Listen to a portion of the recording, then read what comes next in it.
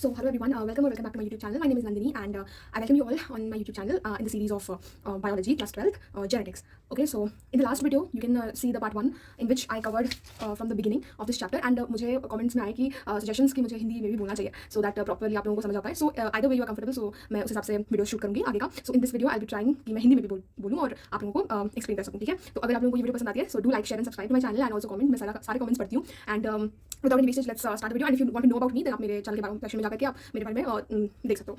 So last video में हम लोगों ने ये सारे टर्म्स देकर के वीडियो एंड करा था. अब इस वीडियो में we will be starting with the core of genetics which is Mendelism. ठीक है, तो what is Mendelism? Let's begin. So Gregor Johann Mendel in the year 1822 to 1884 means he was born in the year 1822 and his death was in the year of 1884. Born on July 22, 1822 at Heisendorf in Austria at Silesia village, Mendel worked in whatever monastery, Augustinian monastery, as monk at Brunn City, Austria. So this is about Mendel. It is not required. It's not present in NCERT, so you need not worry about that. Yeah. So Gregor Mendel conducted his historical hybridization experiment on garden pea, which is Pisum sativum. Very important. You need to remember the scientific name for garden pea, which is Pisum sativum, for 7 years. This is also very important. ये भी आ जाता है question में कि how many years he worked for. So 7 years. And what was the date time span? भी आता है क्योंकि ये NCERT में given है. So that was 1856 to 1863. एकदम रट ही जाओ. Very important. 7 years के लिए 1856 से 1863. And in the 19th century, ये भी बहुत frequently asked question है सीरीज में कि कौन सी century they'll convert it into 18th or 20th. तो वो नहीं है, it is 19th century. अगर आप लोग बोलोगे तो I'll simultaneously obviously मैं करवाने ही वाली हूँ after completing और beside मतलब side by side भी वो कर सकते हैं हम लोग कि I'll let you all know that what are the important points of NCERT also. ठीक है, so this is given in NCERT. See, it was during the mid 19th century. तो ये बहुत बारी statement आ जाता है सीरीज में. ठीक है, so keeping it aside. Now, the result of his experiment was on a paper of Mendel by the name of Experiments in Plant Hybridization, ठीक है, which was published in the Science Journal Nature for this and was published by Natural History, okay, in the year 1865. ठीक है, तो ये important नहीं है, ये थोड़ा ज़्यादा एक्स्ट्रा हो जा रहा है. Mendel published his work on inheritance of character in 1865. So Mendel publish कब करा था? उन्होंने एक्सपेरिमेंट करा था 1856 से 1863 तक, but published उन्होंने 1865 में किया था. ये भी बहुत इंपॉर्टेंट है. But for several reasons it remained unrecognized till 1900. ये भी NCERT का लाइन है. And he died in 1884 without getting any credit of his works due to kidney disease, right disease, okay, glomerular.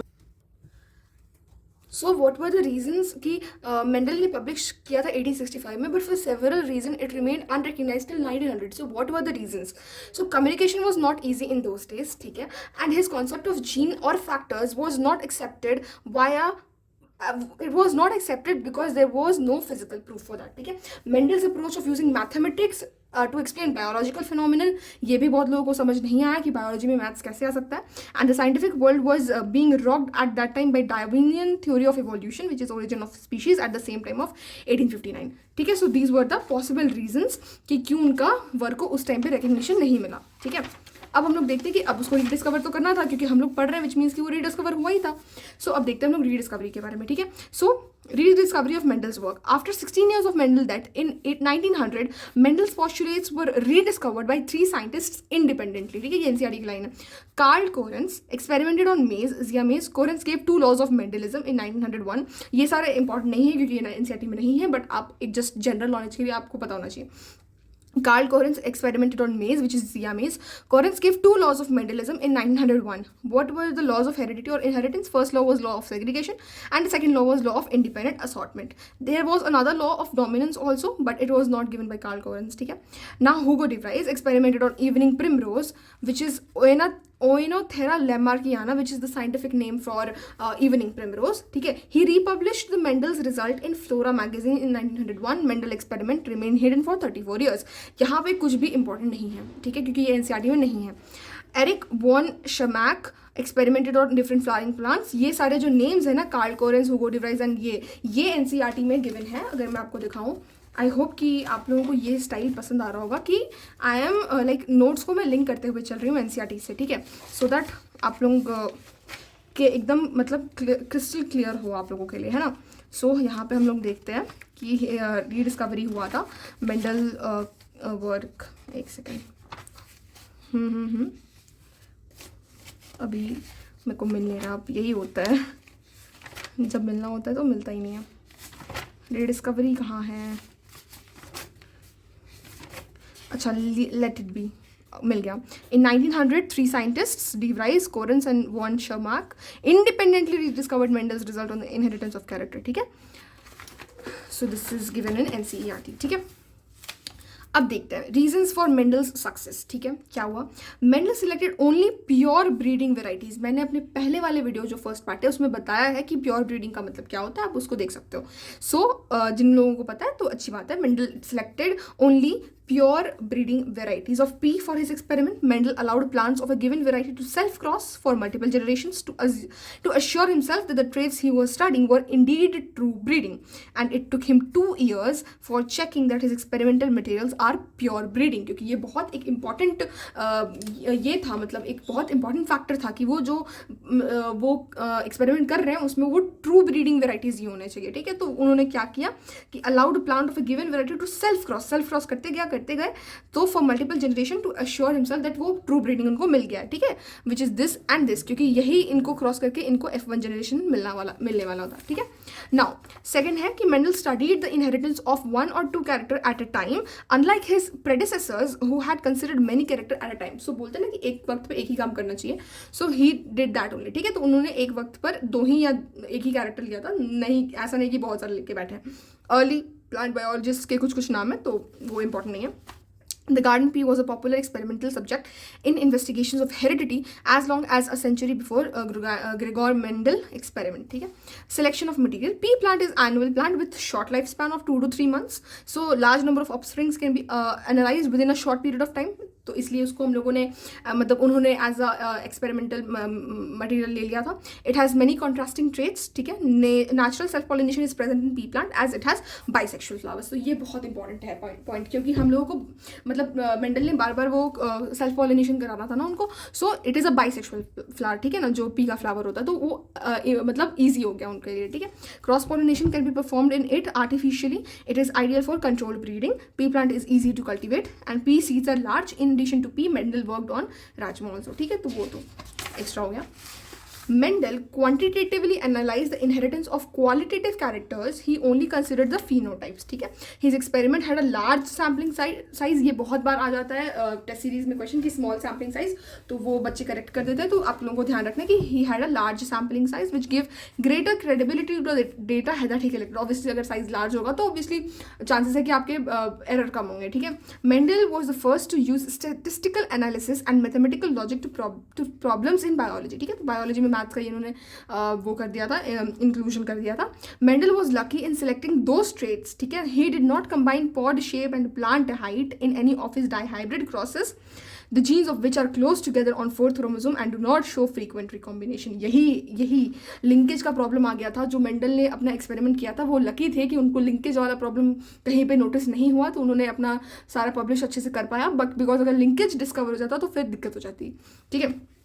So these are the name, like wild पीको बोलते हैं and garden पीको Pisum sativum बोलते हैं, sweet pico लेथाइरस ओडोरेटस बोलते हैं. आप देख सकते हो बट इंपॉर्टेंट नहीं है, ठीक है. नाउ मेंडल्स वर्क, अब हम लोग आगे देखते हैं. ये भी एनसीईआरटी का लाइन है कि 7 कैरेक्टर्स थे लेकिन 14 कॉन्ट्रास्टिंग ट्रेट्स थे. ट्रेट्स 14 थे, ठीक है. 14 कॉन्ट्रास्टिंग ट्रेट्स लेकिन कैरेक्टर 7 थे. अरे यार बुक का हालत, वेट मैं आपको दिखाती हूँ. यहाँ पे ये लाइन है, ठीक है. यहाँ पे देखो आप, मेंडल सिलेक्टेड, अगर आप लोगों को दिख रहा हो एक second. Mendel selected 14 true breeding plant varieties as pairs which were similar except for one character with contrasting traits, ठीक है. तो varieties हमारे पास 14 थे, characters हमारे पास 7 थे, ठीक है. Mendel's work. Mendel initially selected 34 pairs of varieties of pea and finally studied 7 characters or 7 pairs of contrasting traits. 14 तो traits थे लेकिन pairs में उसको हम लोग 7 बोलेंगे, तो 7 pairs of contrasting traits. और Mendel selected 14 true breeding pea plant varieties as pairs which were similar with respect to the gene or character they belong to except for one character with contrasting trait, ठीक है. पाइजम sativum है जिसका 2n का value 14 होता है, ठीक है. अब ये देखिए, कलर ऑफ सीड कोट है cotyledon which is, and colour of flower जो है वो क्रोमोसोम 1 पे है which is a pleiotropic gene. Pleiotropic gene क्या होता है? Which is a single gene controlling 2 characters, ठीक है. तो जीन सिंगल है लेकिन कैरेक्टर 2 कंट्रोल कर रहा है, तो उसको प्लियोट्रोपिक जीन कहते हैं. तो यहाँ पे देखो कि कलर ऑफ सीड कोट है और कलर ऑफ फ्लावर है, ये दोनों ही कैरेक्टर जो यही क्रोमोसोम 1 ही करता है, ठीक है. अब ये देखो कभी ये आ सकता है लेकिन जनरली नहीं पूछा जाता है कि कौन से कैरेक्टर कौन से क्रोमोसोम पे लोकेटेड थे, ठीक है. तो ये क्रोमोसोम 1 पे कौन कौन से थे? Colour of seed coat and colour of flower. And chromosome 2 और 3 पे कोई भी कैरेक्टर चोजन नहीं था मेंडल के द्वारा. इसका मतलब ये नहीं कि इसमें कैरेक्टर प्रेजेंट नहीं था, इसमें था लेकिन मेंडल ने नहीं सिलेक्ट किया था. अब देखते हैं आगे. क्रोमोसोम 4 पर जो है वो था plant height, shape of the pod and flower position. ये जो 3 कैरेक्टर्स हैं ये क्रोमोसोम नंबर 4 पे थे, ठीक है. अब इसको आपको लर्न ही करना पड़ेगा, इसका कोई ट्रिक तो है नहीं, ठीक है. और लर्न करोगे तो बेटर रहता है. देन क्रोमोसोम 5 पर था कलर ऑफ पॉड, ठीक है. आगे बढ़ते हैं। क्रोमोसोम 6 पे कोई कैरेक्टर नहीं चूजन था एंड क्रोमोसोम नंबर 7 पे था शेप ऑफ द सीड, ठीक है, which is round and wrinkle. Actual data obtain by Mendel in the F2 of monohybrid, ठीक है ना, F1 नहीं, F1 में तो सब वो हो गया था ना, जैसे कैपिलर कैपिलर स्मॉलर है, तो ये कैपिलर स्मॉल ही आएगा सारा, तो F1 नहीं F2 का जो एक्चुअल डेटा है वो यहाँ पे दिख रहा है। ये बहुत इंपॉर्टेंट टेबल है, ये एकदम आ जाता है, स्पेशली एक्सियल और टर्मिनल वाला। एक्सियल जो होता है वो डोमिनेंट होता है और टर्मिनल जो होता है वो रिसेसिव होता है। बाकी ये रेशो इंपॉर्टेंट नहीं है। और ये 3:1 का जो ये आता है फिनोटिपिक रेशियो, 3:1 का फिनोटिपिक रेशियो आता है मेंडेलियन रेशियो, तो उसका एग्जैक्ट डेटा ये होता है, लेकिन हम लोगों को 3:1 याद रखना होता है। बाकी ये बहुत इंपॉर्टेंट टेबल है, ये एनसीईआरटी में भी गिवन है, तो ये आप लोगों को लर्न ही करना पड़ेगा, ठीक है। बाकी कैरेक्टर क्रोमोसोम नंबर है, ये कैरेक्टर्स है, ये डोमिनेंट और उसका रिसेसिव फॉर्म, ठीक है। नाउ आगे चलते हैं। एडिशनल इन्फॉर्मेशन है बट आई डोंट थिंक कि इसमें कुछ भी इंपॉर्टेंट है, क्योंकि मैं इसको ना मतलब फिल्टर करते जा रही हूँ, क्योंकि मुझे जो इंपॉर्टेंट लग रहा है मैं आप लोगों को वही बता रही हूँ। So this is not important, ठीक है। एंड हाँ, ये बहुत इंपॉर्टेंट है क्योंकि ये एनसीईआरटी में दिया हुआ है कि मेंडल्स एक्सपेरिमेंटल टेक्निक क्या था। Selection of pure parental plants, flower of sweet plant are bisexual, one considered as male and another as female. कैसे उसको बनाते हैं वो देखते हैं। Hybridisation of pure plants for F1 generation. Emasculation करते हैं क्योंकि removal of anther from a bisexual flower which were to function as female parent, ठीक है, तो उनसे हम लोग स्टेमन हटा देते हैं, तो वो बाइसेक्सुअल फ्लावर से यूनिसेक्सुअल हो जाता है और वो फीमेल हो जाता है क्योंकि उसमें एंथर नहीं है। In immature stage it is done to prevent self pollination, ठीक है। बैगिंग क्या होता है? The emasculated flower covered by bags, this is called bagging, it is only used to prevent undesirable cross pollination. क्योंकि अगर आपने एंथर हटा दिया, विच मीन्स की स्टिग्मा तो है ही इस पे, तो अगर किसी और फ्लावर का स्टिग्मा पे आ गया एंथर मतलब पोलन ग्रेन स्टिग्मा पे, तो फिर वो दिक्कत करेगा ना, इसीलिए उसको बैगिंग कर देते हैं, ठीक है। डस्टिंग क्या होता है? Mature pollen grain are collected from male parent and spread over the emasculated flower, cross pollination हो गया। टैगिंग क्या होता है? टैग या labels were attached to the plant indicating the crosses, ठीक है। Collection of seeds. Self breeding in the F1 hybrid for F2 and F3 generation, क्योंकि ये कैपिलर स्मॉलर से है तो ये बनेगा, तो दिस इज F1 जनरेशन। और इसको अगर आप सेल्फ ब्रीड करोगे तो फिर जो कैरेक्टर्स आएंगे, मतलब जो कॉम्बिनेशन आएंगे, वो होते हैं हमारे F2 जनरेशन, ठीक है। आगे बढ़ते हैं। मोनो हाइब्रिड क्रॉस क्या होता है? ये बहुत आप फ्रीक्वेंटली देखने को मिलेगा कि what is mono hybrid cross, what is di hybrid, तो आप लोगों को वो पता होना चाहिए। सो देखते हैं हम लोग। When we consider the inheritance of one character at a time in a cross, this is called mono hybrid cross, ठीक है। तो मोनो हाइब्रिड क्या, देखो मैं आपको यहाँ पे एग्जाम्पल पहले बता देती हूँ। This is mono hybrid cross अगर हम लोग इसको करते हैं, and this is di hybrid cross, ठीक है। क्योंकि यहाँ पे देखो एक टाइम पे वी आर टेकिंग 2 कैरेक्टर्स और यहाँ पे एक टाइम पे we are taking only 1 character, तो दिस इज मोनो हाइब्रिड। तो when we consider the inheritance of only 1 character at a time, it is in a cross, is called mono hybrid cross. First of all, Mendel selected tall and dwarf plant which were present on the 4th chromosome. F1 or first filial generation is produced from a cross between the genetically different individuals called parents. Obviously ये genetically different है, इसी से अगर हम लोग मर्ज करेंगे तो जो आएगा वो हम लोग को F1 होता है, ठीक है। F2 और second filial generation is formed as a result of inbreeding और interbreeding amongst the individual of F1 generation. तो अब ये जो F1 बनाया इसी को हम लोग इंटरब्रीड करा देंगे तो हमारे पास F2 जनरेशन आ जाएगा। यहाँ पे देखो पेरेंट है ये प्योर टॉल, ये है प्योर डॉर्फ, क्रॉसिंग किया, F1 जनरेशन आया, ठीक है। ऑल इम्प्योर टॉल आया, नाउ सेल्फ पॉलिनेशन करा के हमको F2 जनरेशन मिलता है, ठीक है। तो ये इसका बेसिक होता है। आगे चलते हैं। फिनोटिपिक रेशियो, बेसिक रेशियो या मेंडेलियन रेशियो। फिनोटिपिक रेशियो मैंने बताया है पहले ही अपने वीडियो में कि फिनोटाइप मतलब क्या होता है, which is the externally visible thing, externally visible characters. तो फिनोटिपिक रेशियो क्या आता है मेंडेलियन क्रॉस में, जो कि मोनो हाइब्रिड होता है, तो वो आता है टॉल इज टू डॉर्फ का रेशियो 3:1 आता है। कैसे आया ये देखो, कैपिलर है, कैपिलर स्मॉलर है, इसको जब हम लोग क्रॉस करेंगे तो ये कैपिलर स्मॉल आर आया। अब कैपिटल आर स्मॉल आर को वापस से हम लोग क्रॉस करेंगे क्योंकि इनब्रीडिंग कराना है, तो ये होगा कैपिलर स्मॉलर। नाउ ये तीनों जो हैं ये तीनों ही टॉल मतलब तीनों ही ये वायलेट कलर शो करेंगे। अगर कलर का हम लोग बात करते हैं तो ये अगर कलर रिप्रेजेंट कर रहे हैं तो ये तीनों ही डोमिनेंट कैरेक्टर्स हैं। तो 3 हम लोग को डोमिनेंट दिखा और 1 हम लोग को रिसेसिव दिखा, मतलब कि 3:1 आ जाएगा हमारे पास। फिनोटिपिक रेशियो दिखने में कैसा है। जीनोटिपिक रेशियो का क्या मतलब है, ये देखो यहाँ पे लिखा हुआ है कि ये हमें 1 मिला, ठीक है। अगर हम लोगों को 4 मिलते हैं तो उनमें चारों में क्या हो रहा है, यहाँ पे देखो 4 अगर हमारे पास ऑफस्प्रिंग्स है तो उसमें 1/4 जो है वो कैपिटल डी है, 2/4 जो है वो कैपिटल स्मॉल डी है, और एक फिर से 1/4 जो है वो स्मॉल टी है, विच मीन 1:2:1 है, तो which is the genotypic ratio for mono hybrid cross, ठीक है। आई होप कि मैं समझा पा रही हूँ आपको।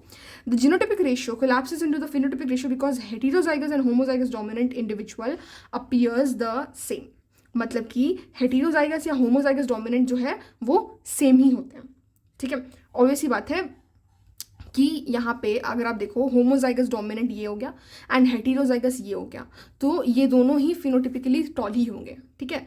तो यहाँ पे वही बताया जा रहा है, ठीक है। The 1/4 1/2 is to 1/4 ratio of इतना इज मैथमेटिकली कंडेंसेबल, ये एनसीईआरटी की लाइन है, condensable to the form of the binomial expression ax plus by whole square that has the gamete bearing genes इतना इतना इन इक्वल फ्रीक्वेंसी ऑफ 1/2, ठीक है। ये NCERT का है, तो वो आप लोगों को मैं जब पढ़ाऊंगी वो दिखा दूंगी। चेकर बोर्ड मेथड है, ये भी इंपॉर्टेंट है कि कौन इसको डिस्कवर किया था, ये भी बहुत बार टेस्ट सीरीज में आ जाता है question. That checkerboard method was first time it was used by a British, not German, not any like random, not Russian or whatever, American. It was British. So by a British geneticist, Reginald C. Punnett, the representation of generation to analyze in the form of symbols of squares, ठीक है।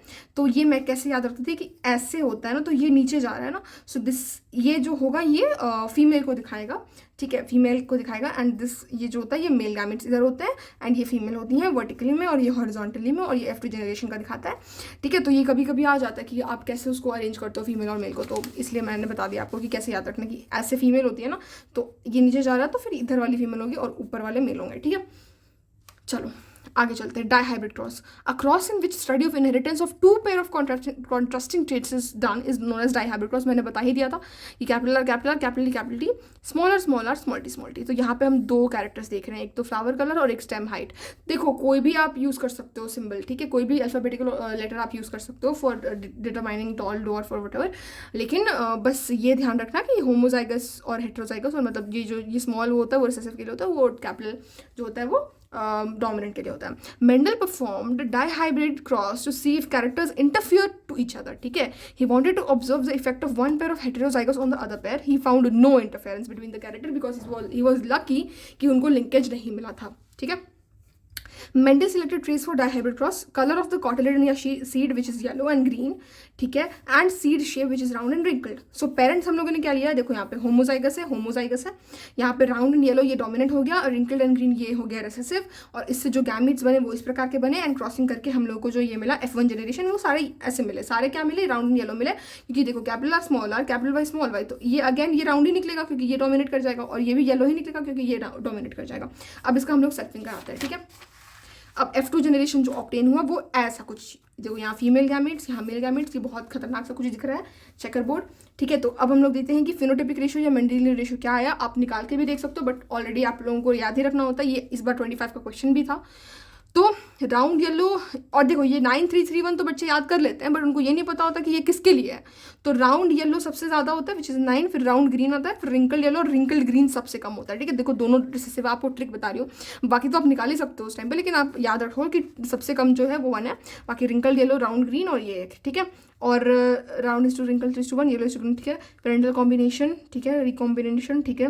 Parental phenotype ये भी important नहीं होता, उतना नहीं पूछा जाता है। एंड जीनोटिपिक रेशियो जो होता है वो मैंने याद किया था 1:1, 2:4, 1:1, ठीक है। इसका अगर डबल करोगे तो 2 1 2 2 2 4 2 1 2 2 4 2 आ रहा है ना, तो ऐसे आप याद कर सकते हो। वैसे नहीं पूछा जाता है, बट अगर आपको सिर्फ ये याद है तो बहुत है, बाकी ये तो नहीं ही पूछा जाता कि कौन सा कौन रिप्रेजेंट कर रहा है।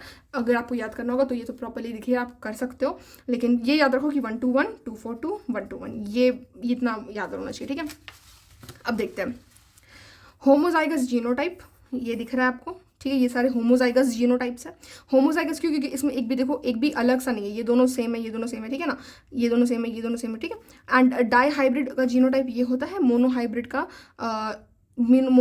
का जीनोटाइप ये है क्योंकि इसमें एक ही वेरी कर रहा है, ठीक है, और इसमें दोनों ही वेरी कर रहे हैं, और ये तो होमोजाइगस ही है, ठीक है। तो ये तो हेटेरोजाइगस ही है दोनों ही, लेकिन इसमें देखो दोनों ही हेटेरोजाइगस है, इसमें एक ही हेटेरोजाइगस है, ठीक है। अब हम लोग चलते हैं मेंडल्स लॉज या principle of inheritance. Monohybrid cross जो है उस पर 2 ठो लॉज बेस्ड है, ठीक है। तो जो लॉ ऑफ डोमिनेंस है और लॉ ऑफ सेग्रीगेशन है, ये दोनों मोनोहाइब्रिड क्रॉस के ऊपर बेस्ड है, ठीक है। अब देखते हैं डाइहाइब्रिड क्रॉस पे कौन बेस्ड है, लॉ ऑफ इंडिपेंडेंट असॉर्टमेंट, ठीक है। तो 3 लॉ हम लोग पढ़ते हैं which is law of dominance, law of segregation, law of independent assortment. NCERT बहुत क्लियर नहीं है कि हम लोगों को 3 लॉ बोलना है या 2 लॉ बोलना है, तो वैसा कभी क्वेश्चन नहीं आना चाहिए, नहीं तो फिर वो एम्बिगुअस हो जाएगा। बाकी ये आता है कि लॉ ऑफ डोमिनेंस कौन से पे बेस्ड है, मोनोहाइब्रिड या डाइहाइब्रिड, तो ये आपको पता होना चाहिए। सेग्रीगेशन भी मोनोहाइब्रिड पे, डाइहाइब्रिड पे हमारा इंडिपेंडेंट असॉर्टमेंट है, ठीक है। अब देखते हैं पोस्टुलेट ऑफ पेयर्ड फैक्टर्स।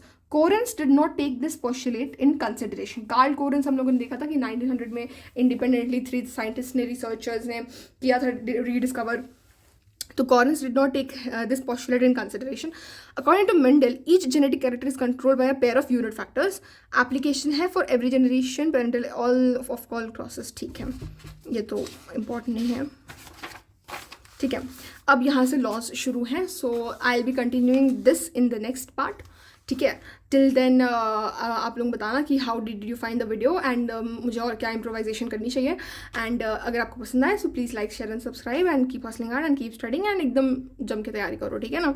और ज़्यादा टाइम होता नहीं है, एक साल लगता है बहुत ज़्यादा, लेकिन वो फट से बीत जाता है. एंड आपके बोर्ड्स भी होंगे एंड आपका नीट भी होगा, तो अच्छे से पढ़ाई करो. ठीक है, सो मिलते हैं नेक्स्ट वीडियो में. Thank you.